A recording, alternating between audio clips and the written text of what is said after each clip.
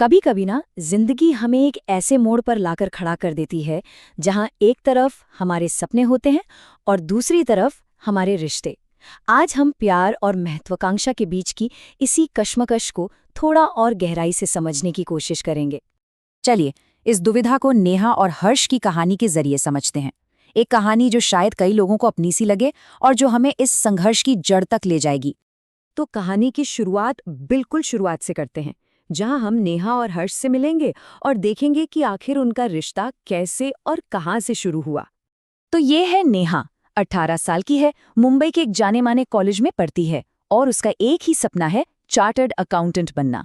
और दूसरी तरफ है 19 साल का हर्ष, एक इंजीनियरिंग स्टूडेंट जिसका लक्ष्य है अपने पिता के बिजनेस को नई ऊंचाइयों पर ले जाना। मतलब दोनों की आंखों में बड़े बड़े सपने हैं। इनकी कहानी शुरू होती है कॉलेज की लाइब्रेरी से। एक नज़र मिली और बस दोनों एक दूसरे को पसंद करने लगे। कोई ड्रामा नहीं, कोई दिखावा नहीं, बस एक बहुत ही सादा, सच्चा और सम्मान से भरा रिश्ता। और कमाल की बात ये कि दोनों ही बहुत पढ़े लिखे और सपोर्टिव परिवारों से आते थे। नेहा के पापा प्रोफेसर और मम्मी बैंकर, वहीं हर्ष के पापा बिजनेसमैन और मम्मी स्कूल प्रिंसिपल। मतलब ऊपर से देखने पर तो सब कुछ बिल्कुल परफेक्ट लग रहा था। बाहर से तो सब कुछ एकदम सही लग रहा था, है ना? लेकिन जैसा कि अक्सर होता है, जिंदगी की अपनी कुछ और ही प्लानिंग होती है। चलिए, अब कहानी के उस मोड़ पर चलते हैं जहां उनके रिश्ते की पहली परीक्षा शुरू हुई। और वो परीक्षा थी करियर की। जैसे ही एग्जाम्स पास आए, नेहा ने अपनी पूरी जान लगा दी। वो दिन में 10 से 12 घंटे पढ़ाई में डूब गई। उसका पूरा ध्यान सिर्फ और सिर्फ अपने लक्ष्य पर था। और बस यहीं से उनके रिश्ते में पहली दरार पड़नी शुरू हो गई। अब जाहिर है, हर्ष को लगने लगा कि उसे नजरअंदाज किया जा रहा है।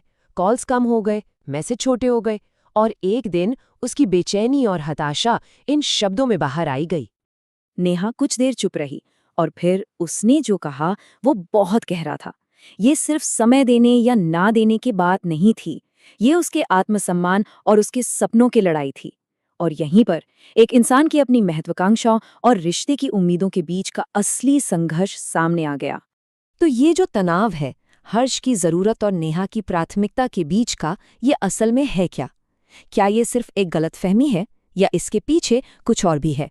चलिए, 1 मिनट के लिए कहानी को यहीं रोकते हैं और इसके पीछे के मनोविज्ञान को समझते हैं। तो सवाल ये है कि हर्ष का जो व्यवहार था, क्या वो सच में प्यार था या कुछ और? चलिए, इसे समझने के लिए मनोविज्ञान यानी साइकोलॉजी की मदद लेते हैं। एक कॉन्सेप्ट है इमोशनल डिपेंडेंसी, यानी भावनात्मक निर्भरता। इसे ऐसे समझिए, ये तब होता है जब कोई ये मानने लगता है कि उसे खुश रहने के लिए या खुद को पूरा महसूस करने के लिए अपने साथी की जरूरत है। ये देखने में प्यार जैसा लग सकता है, लेकिन असल में ये एक जरूरत बन जाती है। देखिए, सच्चे प्यार और भावनात्मक निर्भरता में जमीन आसमान का फर्क है। सच्चा प्यार दोनों को आगे बढ़ने में मदद करता है, ये आजाद करता है। जबकि निर्भरता, वो किसी कमी को पूरा करने के लिए दूसरे को कंट्रोल करने की कोशिश करती है और इसकी बुनियाद डर पर टिकी होती है। चलिए, इस समझ को थोड़ा और गहरा करते हैं। एक बहुत ही मशहूर थ्योरी है एडल्ट अटैचमेंट थ्योरी, जो हमारे रिश्तों को समझने का एक स्थापित तरीका है। ये थ्योरी कहती है कि बचपन में अपने पेरेंट्स या केयर गिवर्स के साथ हमारे जो संबंध होते हैं ना, वही बड़े होने पर हमारे रोमांटिक रिश्तों का पैटर्न तय करते हैं। हम जुड़ने का एक तरीका सीखते हैं और अक्सर उसे ही जिंदगी भर साथ लेकर चलते हैं। इस थ्योरी में कई स्टाइल हैं, लेकिन यहाँ 2 बहुत जरूरी हैं। एक है सिक्योर स्टाइल, जिसमें लोग आत्मविश्वास से भरे होते हैं और अपने पार्टनर को भी आगे बढ़ने की जगह देते हैं। और दूसरा है एंशियस प्री ऑक्यूपाइड स्टाइल, जिसमें लोग, शायद हर्ष की तरह, अक्सर असुरक्षित महसूस करते हैं। उन्हें लगातार रीअश्योरेंस की जरूरत होती है, उन्हें रिश्ते को खोने का डर सताता है। और ये सिर्फ कोई थ्योरी नहीं है, इसके पीछे डेटा भी है। युगांडा के इस्लामिक यूनिवर्सिटी में 2020 में एक स्टडी हुई थी। उसमें पता चला कि जो छात्र रिलेशनशिप में थे, वो क्लास तो ज्यादा अटेंड करते थे, लेकिन उनके ग्रेड्स पर नेगेटिव असर पड़ने की संभावना भी ज्यादा थी। ये डेटा नेहा की स्थिति और उसके अपने करियर पर फोकस करने के दबाव को और पुख्ता करता है। तो इस नई समझ के साथ आइए कहानी पर वापस लौटते हैं। दोनों के बीच गलतफहमियां बढ़ रही थीं। तभी उनके माता-पिता ने उन्हें सही रास्ता दिखाया। नेहा की मां ने कहा, बेटा, सच्चा प्यार वो है जो तुम्हें ऊपर उठाए, नीचे नहीं खींचे।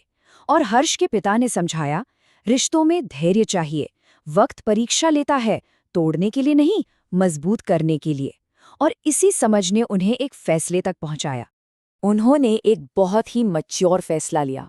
उन्होंने तय किया कि अगले 3 महीने वो एक दूसरे को स्पेस देंगे ताकि दोनों अपने अपने लक्ष्यों पर ध्यान लगा सकें। और उन्होंने एक नियम बनाया, कोई इमोशनल ड्रामा नहीं, सिर्फ और सिर्फ फोकस। और नतीजा शानदार रहा। इस फोकस की वजह से नेहा ने अपनी सीए फाउंडेशन की परीक्षा पास कर ली और हर्ष ने अपने इंजीनियरिंग सेमेस्टर में टॉप किया। उन्होंने साबित कर दिया कि एक दूसरे को स्पेस देना रिश्ते को कमजोर नहीं बल्कि दोनों को मजबूत बनाता है। 3 महीने बाद वो उसी कॉलेज की बेंच पर फिर मिले जहां से उनकी कहानी शुरू हुई थी। इस बार हर्ष की सोच में एक नई समझ और एक मैच्योरिटी थी। उसने अपनी गलती मानी। नेहा मुस्कुराई और बोली, प्यार कभी करियर का दुश्मन नहीं होता, बस कभी कभी टाइमिंग गलत हो सकती है। और उस दिन उन्होंने एक दूसरे से एक नया वादा किया, हम एक दूसरे की प्रेरणा बनेंगे, भटकाव नहीं। तो इस पूरी कहानी और इस पूरे विश्लेषण से हम क्या सीख सकते हैं? क्या है इसका फाइनल लेसन? सबसे जरूरी सबक यही है, अगर कोई रिश्ता आपको एक बेहतर इंसान बनने और अपने सपनों को पूरा करने के लिए प्रेरित करता है तो वो सच्चा है। लेकिन अगर वो आपको अपने लक्ष्यों से दूर खींचता है तो ये प्यार नहीं, सिर्फ एक भावनात्मक लगाव हो सकता है। और यह विश्लेषण हमें एक बहुत ही महत्वपूर्ण सवाल पर छोड़ जाता है। ये सोचने पर मजबूर करता है कि हमारे रिश्ते हमें हमारे सपनों की ओर ले जा रहे हैं या उनसे भटका रहे हैं।